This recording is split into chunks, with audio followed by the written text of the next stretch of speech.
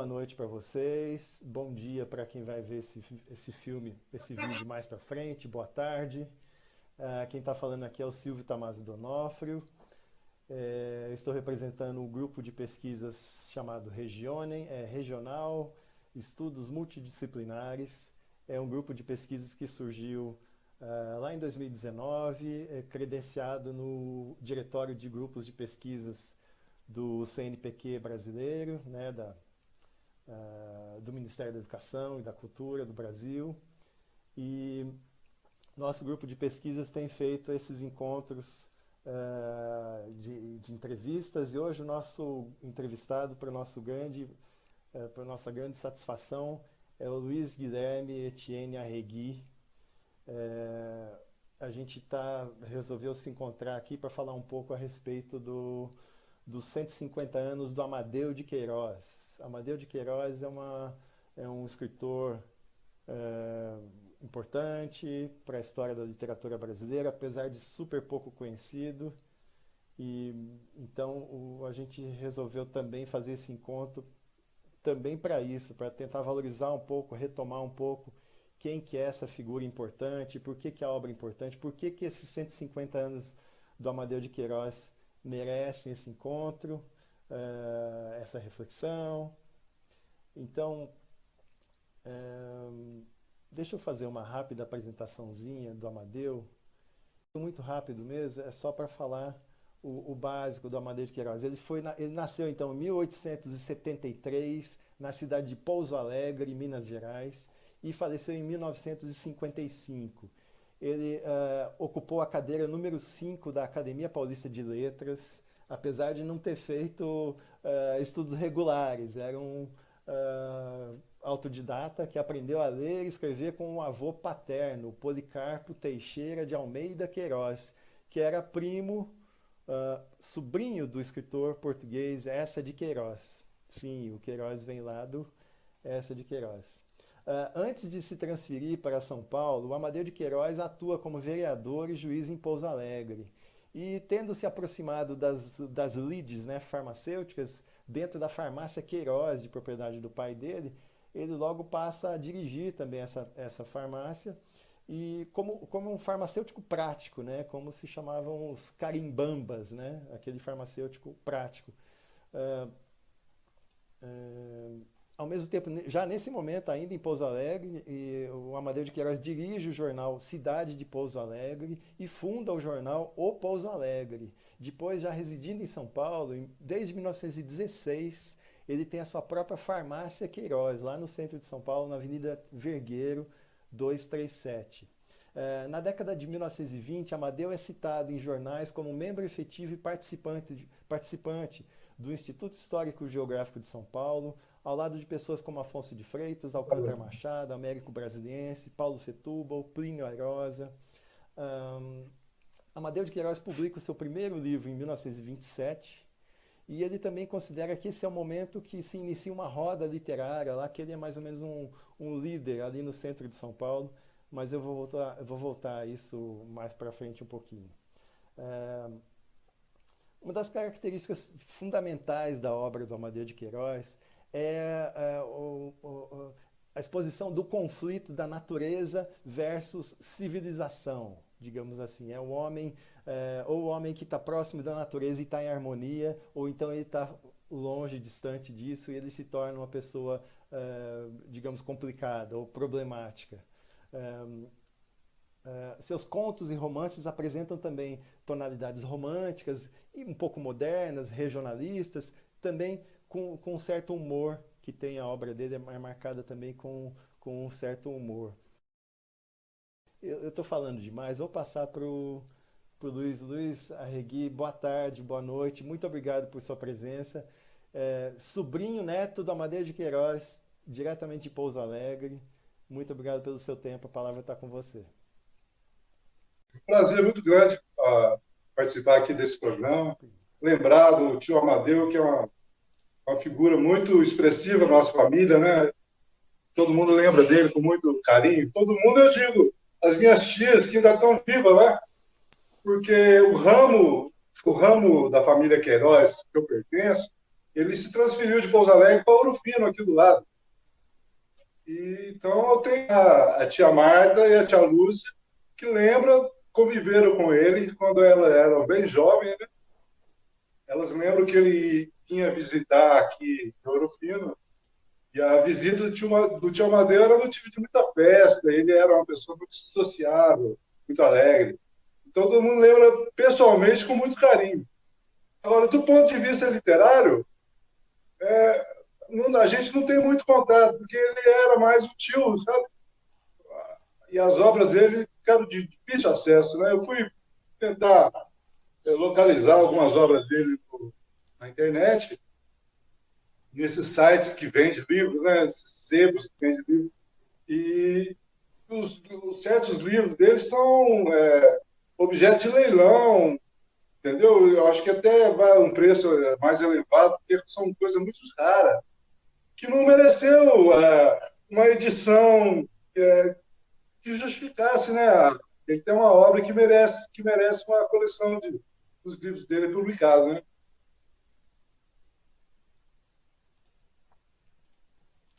Sim, eu tinha fechado meu microfone aqui. Esses livros antigos,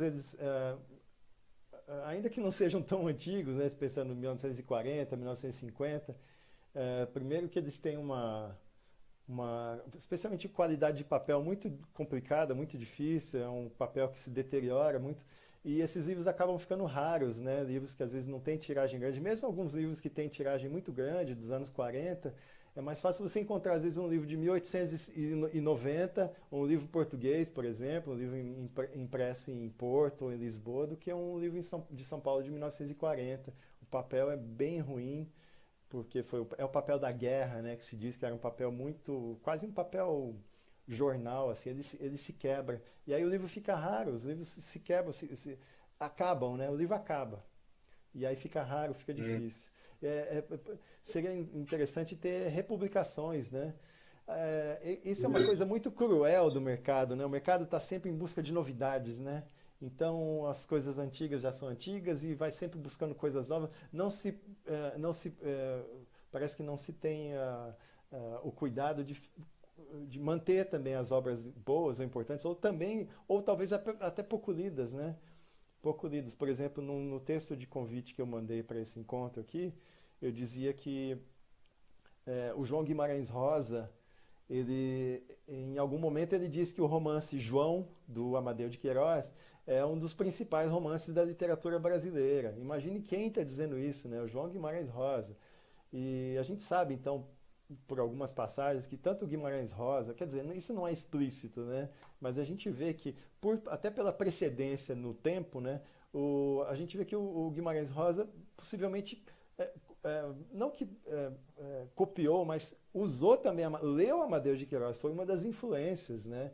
Então, na obra dele, que hoje em dia a gente considera, nossa, é o máximo do regionalismo, Guimarães Rosa é o maior nome, aquela linguagem, tudo. Mas antes dele já tinha, gente, tinha o Valdomiro Silveira, que até o próprio Amadeu valoriza, todos eles valorizam como se fosse um iniciador do regionalismo, e a obra do Amadeu de Queiroz é um pouco por esse caminho. O Valdomiro Silveira estava lançando regionalismo lá nos anos 1890. Então, se fala, não, regionalismo é segundo tempo modernista no Brasil, anos 30 ou anos 40. Não, em 1890 já tinha. O Amadeu de Queiroz um pouco depois. O Guimarães Rosa então vai beber dessas fontes todas lá nos anos 40, 50. E ele valoriza. Tem uma passagem, Luiz, desculpa, eu estou falando muito, quer complementar? Estou vendo que você está com Não, vontade de não, falar. completa aí. Tem uma, Completa aí. tem uma passagem do Mário da Silva Brito, que era um escritor e também virou o cronista dos modernistas, né? Porque conheceu aquele pessoal, era um pouco mais novo. O Silva Brito, se eu não me engano, é nascido em 1916, eu não tenho bem certeza. Então, quando o Mário de Andrade e o Oswald já estavam na maturidade, lá nos anos 30, 40, já estavam assim, adultos, né? E olhavam já criticamente, reflexivamente para aquela obra deles dos anos 20, o Mário estava lá anotando tudo para depois escrever a belíssima história do modernismo brasileiro. Então, tem um momento que o Mário da Silva Brito está numa editora e chega o Guimarães Rosa, lá, acho que é a Civilização Brasileira, no Rio de Janeiro. Eles brincavam, assim, quando, adivinha que livro eu tô lendo? Ah, não, qual livro você tá lendo? Não, agora você vai saber qual livro. E diz que então, numa dessas, um dia que o Guimarães Rosa chegou lá, o Guimarães falou, hoje você não vai adivinhar de jeito nenhum que livro que eu tô lendo. Eu tô lendo o livro João, do Amadeu de Queiroz. Aí o Mário da Silva Brito fala assim, João, esse daí eu que revisei esse livro aqui antes de ser lançado. Você perdeu por 2 vezes, porque eu já li esse livro antes dele ser lançado. Então, quer dizer, o Amadeu de Queiroz era uma pessoa conhecida, uma obra importante, e hoje a gente simplesmente não ouve falar. E essa obra não é publicada, então merecia republicação, merecia releituras. Mas o convidado é você, Luiz. Conta um pouco mais. Puxa, você está falando de Ouro Fino. Tem o pessoal, tem a Mari Apocalipse. Você já ouviu falar desse nome? De Ouro Fino. E ela Claro. tem um irmão com esse sobrenome também, Apocalipse. E Alô. eu sei que tinham relações com o Amadeu, mas eu não sei, se eu não me engano, no livro da Mari tem uma dedicatória ao Amadeu. E eu não sabia como é que se ligava. Então, pela primeira vez, eu ouço dizer que o Amadeu de Queiroz tinha alguma coisa a ver com Ouro Fino, que eu não sabia disso. Sim, a irmã dele, a minha bisavó, mudou para o Rufino. Lá nasceram os meus tios, meu pai nasceu lá, minha família, Queiroz, é toda de lá.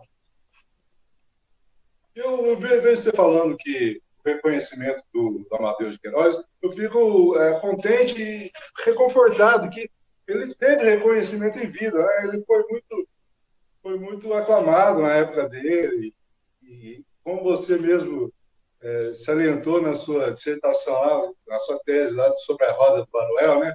Ele era muito enturmado e o pessoal gostava muito dele. E ele realmente ganhou uma importância em São Paulo, né? E, Foi. e isso aí a gente fica gratificado com essas coisas. Agora, o problema dele não ser mais lembrado, isso aí eu acho que é uma coisa mais cultural também, é uma coisa do tempo dele, que ele um autor mais antigo, né? Ele é o mais tradicionalista. Então, ele não se enveredou muito para os temas do futurismo, do socialismo dialético. Ele era mais um tradicionalista, né? E na época que ele morreu também, nos anos 50, ele foi um pouco antes do boom editorial dos 60, da tecnologia gráfica, né? Aí que surgiram as coleções de livros, capa dura, os autores modernistas foram mais conhecidos pelo público em geral, tanto o Graciliano, como o Érico Veríssimo, como o nosso querido Érico Veríssimo, Graciliano e o Jorge Amado, né? Jorge São Amado. os modernistas mais famosos, né? Tiveram assim uma militância política mais contundente, e por isso o nome deles ficava muito mais em tona, né? Mais à tona. E eles também têm uma obra maior, volumosa, eles puderam se dedicar mais à literatura. O Amadeu de Queiroz ele tinha que se dividir com a farmácia, a vida inteira, né? Trabalhando na farmácia, tentando ganhar o pão, porque como artista é muito difícil, né? Um autor, ainda mais na época dele.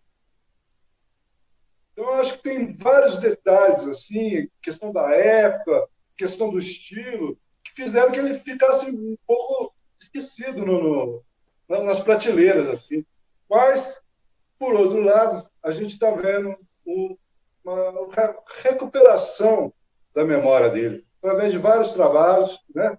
Como o seu, por exemplo, sobre a Roda do Baroel, como o pessoal daqui de Porto Alegre está fazendo a reedição dos livros dele. Acho que uns 3 ou 4 livros dele já foram reeditados, que contam a história da nossa região aqui, né?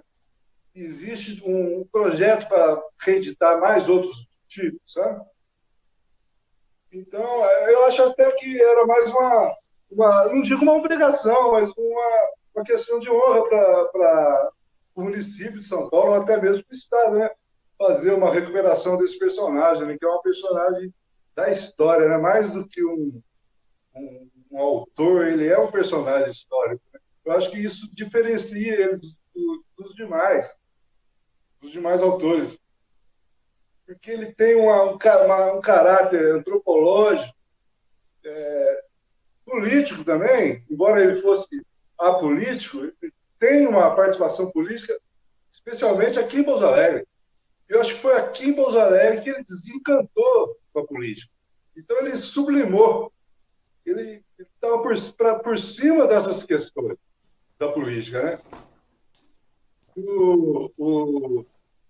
E não é o caso por exemplo, do Jorge Amado, do Graciliano Ramos, do Érico Veríssimo. Eles eram mais militantes, eles eram mais profissionais como autores, e eram mais militantes também no tema, na temática da obra deles. Tem razão, tem razão.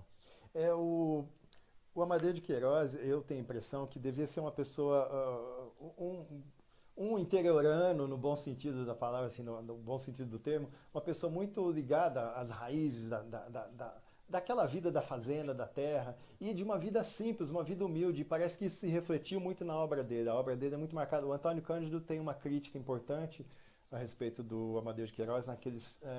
O Antônio Cândido tinha uma coluna de crítica literária na Folha da Manhã, e já quando surgiu A Voz da Terra, essa é uma das observações do Antônio Cândido. É uma obra muito telúrica, né? Uma obra ligada à terra, então uma obra que cuida, e muitas vezes, é, segundo Antônio Cândido, uma obra em que nos romances do Amadeu de Queiroz não acontece muita coisa, não é um romance de ação, por isso talvez aí que você diga de militância e tal, é um romance mais descritivo, então tem até um lado meio poético, um lado de descrever, assim, parece que não acontece nada de muito importante, é mais uma descrição de uma cena, aquela cena talvez das cenas da infância do Amadeu, da fazenda, dos costumes, do pitoresco da vida na fazenda, naquele finalzinho do século XIX, começo do século XX, final do século XIX, né, basicamente. Então é uma obra muito ligada à natureza de uma forma geral. Né? Eu acho que isso, talvez essa falta de ambição dele na obra, né, de querer passar grandes ideias ou grandes. Eu acho que essa não era a primeira intenção e talvez isso tivesse relação sim com a própria ocupação profissional dele, porque de fato ele não. Quem conseguiu, isso o sociólogo Sérgio Miceli descreve muito bem lá no livro dele, no Intelectuais da Brasileira. Quem conseguiu, o escritor que conseguiu começar a sobreviver do próprio trabalho escrito foram esses três, basicamente o Graciliano, o Érico, o Jorge Amado, isso lá nos anos 30 só. Então, antes disso, o escritor ele tinha que ter o seu emprego público, por exemplo, a sua ocupação profissional durante a semana e ele ia escrever no fim de semana ou à noite. E o Amadeu de Queiroz, então, era um pouco essa pessoa que estava, né, quase nesse momento de configuração de conseguir viver do próprio trabalho escrito, mas eu acho que não, ele ficou. Então, como ele já tinha essa praticidade ali na farmácia, né, até da operação da farmácia do pai dele, e aqui em São Paulo, então, ele vira o diretor de uma grande farmácia, que era também uma indústria farmacêutica que existe até hoje, aliás, é a marca Baruel, né? Eles tinham uma farmácia, aliás, eu tenho foto dela aqui, eu vou mostrar da época, que era bem no centro de São Paulo, bem na Praça da Sé, na esquina com a Rua Direita. Então, o Amadeu de Queiroz era o farmacêutico, estava ali na farmácia o tempo inteiro, e nas horas vagas ficavam usando o seu tempo livre para escrever, para fazer romance, até poemas fazia. Eu acho que aí que foi nesse contrapé que talvez ele não tenha partido para, não, agora eu vou ser mesmo escritor, eu vou abandonar o emprego, como algumas pessoas até fizeram ao longo da carreira, e se dedicaram aí de corpo e alma à escrita. O Amadeu não, ele ficou. Mas de fato, uma coisa que você lembrou muito bem, ele foi muito reconhecido também por essa roda literária, que ali passavam muitas pessoas. A gente tem que pensar que o Amadeu considera isso em 1927, a partir de 30. Eu acho que o auge foi ali nos anos 39 e 40 nessa farmácia. Passava todo mundo ali, não tinha internet. Então as pessoas iam se informar ali na praça. Quem escreveu tal livro, quem está namorando com quem, onde que vai ser a próxima festa, o próximo lançamento de livro, a próxima exposição de quadros, a próxima apresentação musical. E eles ficavam ali naquele. Inclusive diziam do Edgar Cavaleiro, que estava sempre ali junto do Amadeu e também trabalhava ali no centro, todos trabalhavam no centro, né? Diz que o Edgar Cavaleiro estava sempre com bloquinhos de nota no bolso que ele tirava e ficava anotando, conversando com as pessoas e anotando tudo. Eram os computadores da época, era o celular da época, né? E assim que eles então passavam a notícia do jornal, a notícia fresca, qual o lançamento que vai ser feito, que livro que está sendo produzido, que autor que está vindo, qual que está voltando, enfim. Mas uma coisa que eu acho que é muito, que seria de fato muito bacana de se valorizar nesse momento do Amadeu, de voltar um pouco, é exatamente esse valor dos valores da terra, dos valores da humildade, da vida interiorana. Hoje a gente sabe o quanto é complicado a região, a urbanidade, né, a vida na cidade. Isso, claro, tem ecos aí do Jean-Jacques Rousseau, né, o homem era bom na natureza, né, que a sociedade o corrompe, né? Tem um pouco disso, sabe? Tem esses ecos assim não, o homem quando ele perde o contato com a natureza, ele se desnatura, né? Ele se torna outra coisa, e é uma coisa piorada muitas vezes, né? Então a gente teria que, eu acho que teria que ganhar, quem sabe com esses ecos todos, esses ímpetos ambientais todos que a gente vive hoje em dia, enfim, de economias todas e de baixo carbono, as discussões todas que se falam em ambiente, também essa obra, valorizar essa obra que enfocou esse ambiente rural, esse ambiente modesto. A gente não precisa de tanta coisa para viver. Não adianta. Eu sei que quem está na cidade grande, lá em São Paulo, por exemplo, você pensa o tempo inteiro, não, eu vou fazer isso, eu vou fazer aquilo, eu vou juntar dinheiro, eu vou comprar um carro, eu vou juntar uma propriedade, um terreno, uma fazenda, um helicóptero. A gente não precisa de tudo isso para ser feliz, gente. Tudo bem, é bom correr atrás, vamos tentar sempre melhorar. Mas o ser humano não precisa de nada disso, né? E a obra do Amadeu está aí para mostrar, para provar para a gente que a vida simples também. Você não precisa ser um super-herói para ser uma pessoa, para ser uma pessoa feliz ou boa. Não, você pode viver sua vida tranquilinho, devagarinho, sem muita urgência. Você vê as crises hoje em dia que se tem do lado emocional das pessoas, né, de ansiedade, de depressão, que eu acho que tem muito desse impacto, essa urbanidade massacrante, né, essa coisa que sufoca as pessoas, né? Então as pessoas não, quem sabe eu acho que isso seria um motivo mais do que de sobra para a obra do Amadeu de Queiroz ser um pouco recuperada. Verdade. Essa dualidade, essa dicotomia que você falou no começo da sua apresentação, Sim, das características do Amadeu de Queiroz, essa contradição entre a natureza e a civilização, não pode ser uma contradição, né? Nós temos que resolver essa contradição, né? exatamente. Estamos enfrentando um probleminha aqui de conexão. Luiz, você me ouve? Agora voltamos. Agora estou te ouvindo. É Deu normal? uma caidinha assim, agora voltou. Aparentemente está tudo normal. Mas tudo bem. Eu estava falando para você que existem dois Amadeus diferentes. Sim, Que ele teve uma vida longa, atravessou várias gerações, né? Vários estilos de época. Então ele guarda com ele várias tradições, principalmente a tradição portuguesa, da literatura portuguesa, né? Então, com 40 anos, você praticamente, naquela época, você já viveu a vida toda. Você já não tem mais muita perspectiva. Não tinha nem penicilina na época, né? A média de idade era muito baixa. E ele, com 40 anos, mudou para São Paulo e lá viveu mais 40 anos. São duas vivências muito diferentes, quase opostas, né?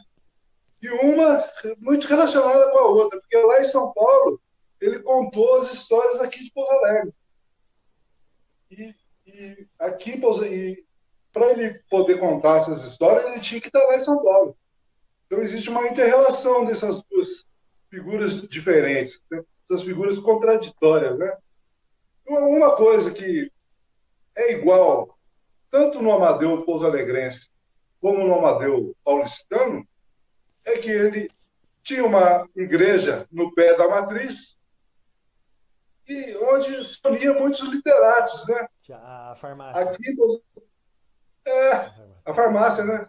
Eu falei igreja, né? Sim. Eu tinha uma farmácia no pé É, da igreja matriz, que era um clube literário, tanto aqui em Pouso Alegre, sim. como lá em São Paulo. Aqui em Pouso Alegre, o pessoal até brincava, falava que é a Academia de Letras de Pouso Alegre, a farmácia Queiroz. Eles diziam assim, falavam isso ironicamente e sinceramente também, porque realmente era, né? E lá em São Paulo também, você sabe muito bem. Ô, Luiz, você sabe que eu nunca tinha ouvido que a farmácia Queiroz em Pouso Alegre era também um centro aí de atração dos literatos. A gente sabe que no século XIX, isso eu acho que vem até de antes, a botica, né, que era a farmácia de antigamente, o boticário, né, o farmacêutico era chamado boticário, aí sempre foi o lugar de existem estudos que mostram isso, né? Os historiadores dizem que a farmácia era o ambiente da ciência, digamos assim. Então, era onde se reuniam as pessoas com formação, às vezes, acadêmica, né? Ou os advogados, os médicos, os engenheiros. E era aí o lugar, porque não tinha assim, bar na esquina. Até tinha em alguns momentos. Mas não era lá que esses homens engravatados iam conversar assuntos sérios, assuntos de política, por exemplo. Entre outros, claro, existia espaço para todo assunto. Mas eu não sabia que na farmácia Queiroz, que tem um histórico, isso seria bacana de se rememorar, porque eu acho que até nos escritos do Amadeu não tem, daquilo que eu sei, né, de memórias, ele não fala muito disso. Ah, aqui da farmácia de São Paulo é muito famoso. Ele atraiu muita gente porque ele tinha uma outra faixa etária aqui também. Já tinha. O Amadeu de Queiroz, a impressão que dá, Luiz, de fato, a gente não quer. A gente quer se distanciar, né? A gente quer fazer uma análise sensata, fria, né? Assim, serena. Mas o Amadeu de Exemplo, Queiroz parece que foi uma pessoa apaixonante mesmo. Parece que foi um homem de muito bom coração, uma pessoa que devia ter uma prosa maravilhosa. Você vê os escritos que ele deixa, a coisa mais gostosa do mundo. É uma simplicidade, uma sinceridade, é uma coisa que parece que até que parece que nem não tem mais muita gente desse tipo hoje em dia, assim, uma pessoa de coração aberto, parece que desinteressada, né? Dessas coisas que a gente diz que é de antigamente. você está falando do Amadeu de Queiroz, a personalidade dele, que é uma personalidade ímpar, né? Muito, que hoje Sim, não existe mais. sim. Realmente, eu acho que ele é um personagem de um filme, né? Até pela longevidade dele, a trajetória que ele teve, tão diferente de vida. Tanto uma parte em Pouso Alegre, outra parte em São Paulo, né? É uma coisa, uma riqueza muito grande, realmente. Muito interessante, e muito vivo, né? Muito com um senso de humor o tempo inteiro. Tudo que ele escreve tem senso de humor, é uma coisa muito bacana, muito interessante. Eu fui pesquisar o Amadeu de Queiroz, então ele se tornou em 55, 1955, ele se tornou membro da Academia Paulista de Letras, né? O que por si só já é interessante e curioso, porque ele não foi nascido nem no estado de São Paulo, né? Então ele era um mineiro que virou acadêmico da Academia Paulista. Isso parece um contrassenso, né? Se é uma academia de paulistas, como é que um mineiro entra? Mas enfim. É, ele entrou. E aí, eu acho que a filha, né, nos anos 80, se não me engano, dá todo um acervo para a Academia Paulista. Estão lá, então, fotografias, documentos, manuscritos, inclusive um outro documento, tem recortes de jornal. Então, tem bastante coisa interessante. E eu fui pesquisar lá. Tem um livrão manuscrito por ele, que foi de onde se tirou muitos dos escritos para fazer aquele livro que acabou se tornando um livro póstumo dele, né? O do 7 ao 77, é isso? É. O livro que foi publicado em É. 56, um livro que saiu praticamente um ano depois do falecimento dele. Então, a base desse livro está num manuscrito lá, que tem partes que entraram no livro e partes. Tentando conectar de novo.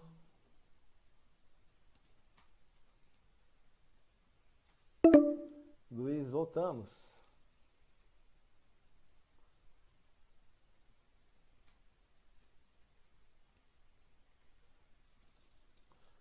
Estamos tentando conectar novamente.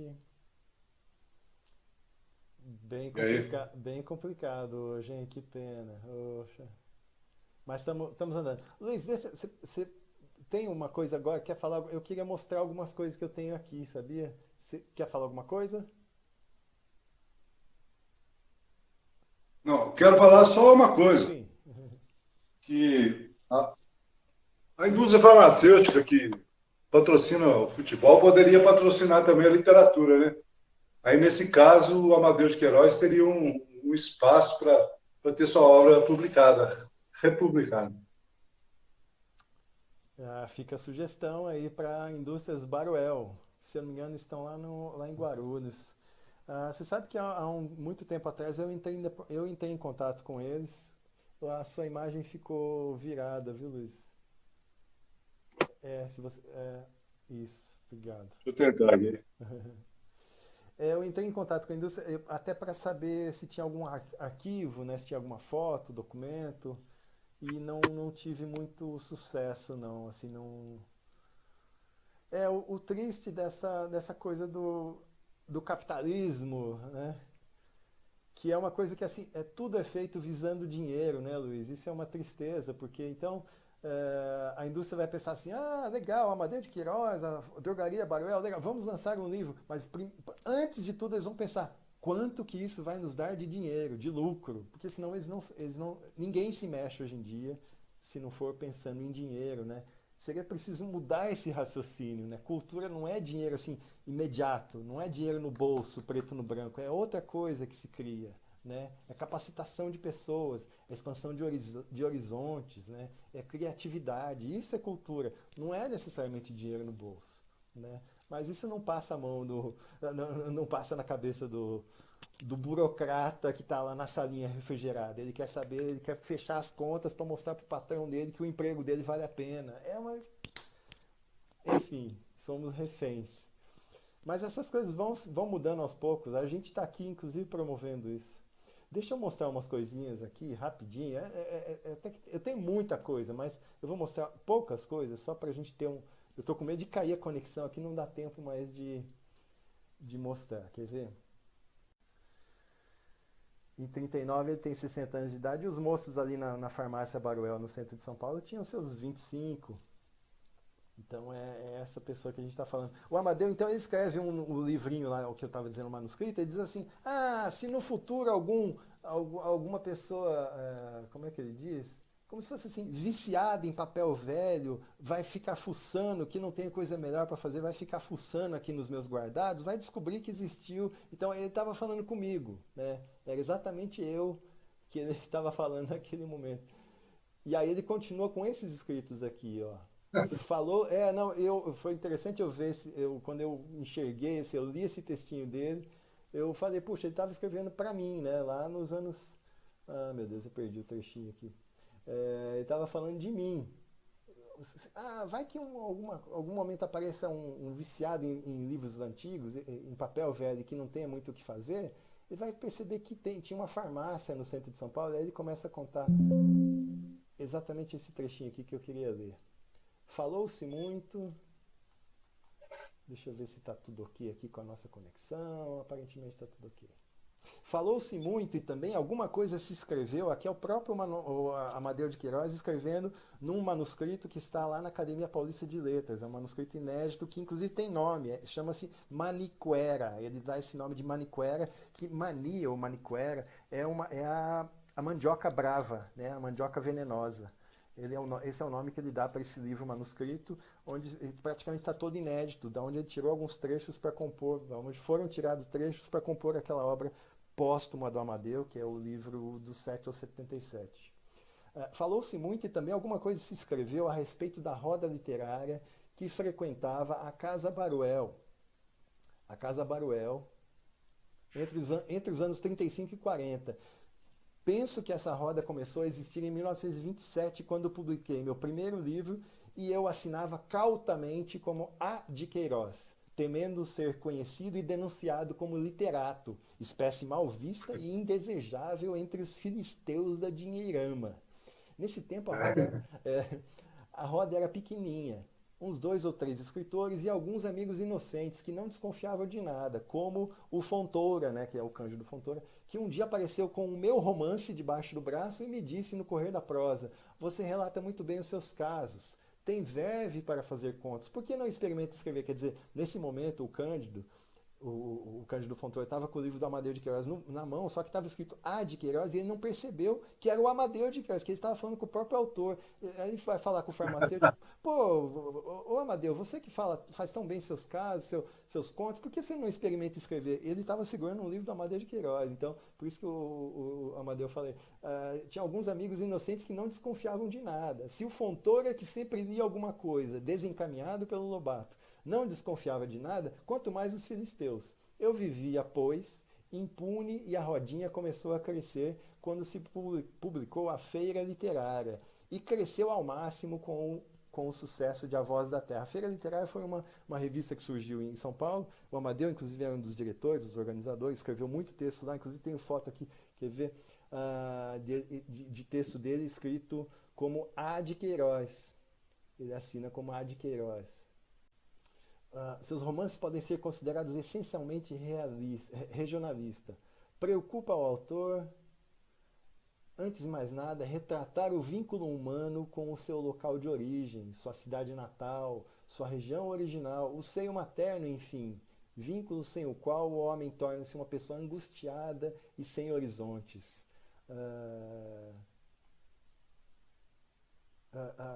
A análise psicológica, portanto, se faz presente na obra do Amadeu. Muito já se apontou nesse sentido a respeito da obra dele.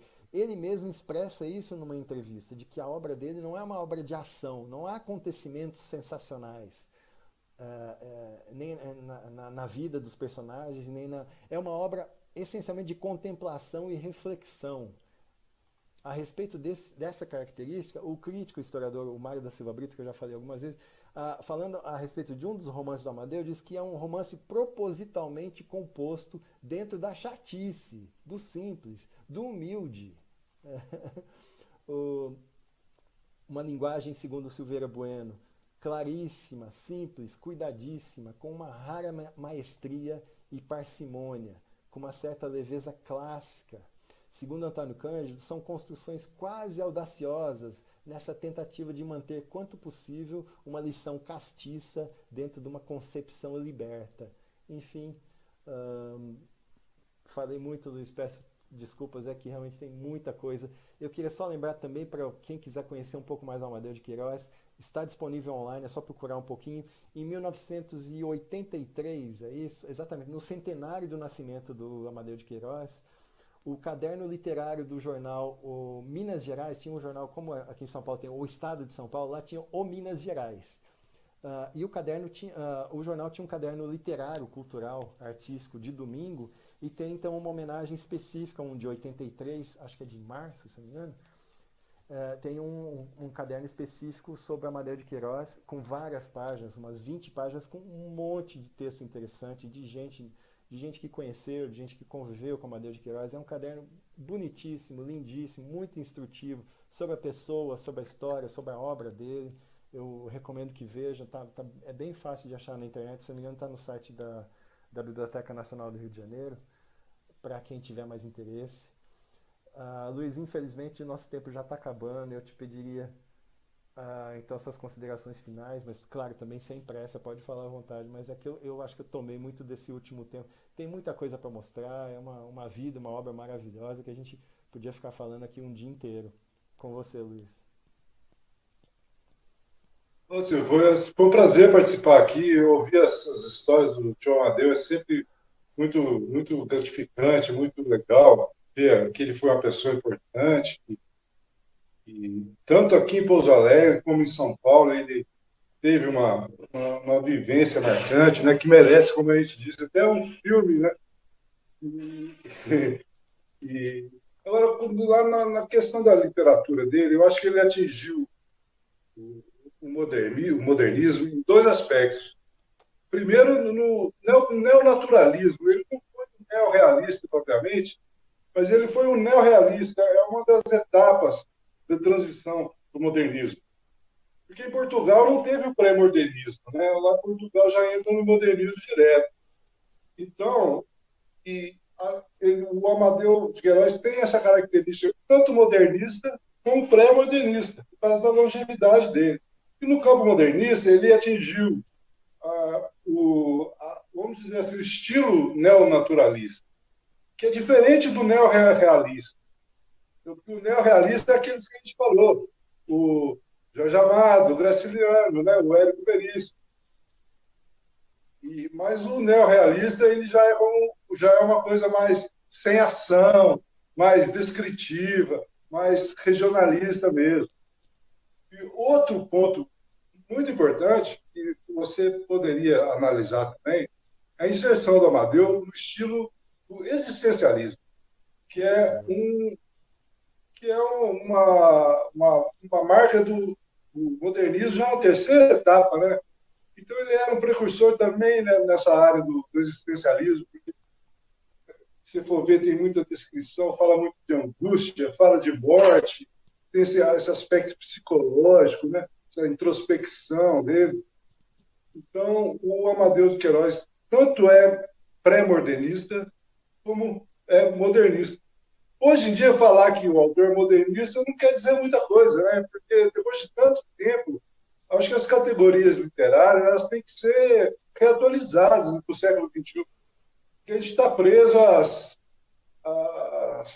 teorias do século passado, de Massot Moisés, de Alfredo Bose, né? Então, hoje, no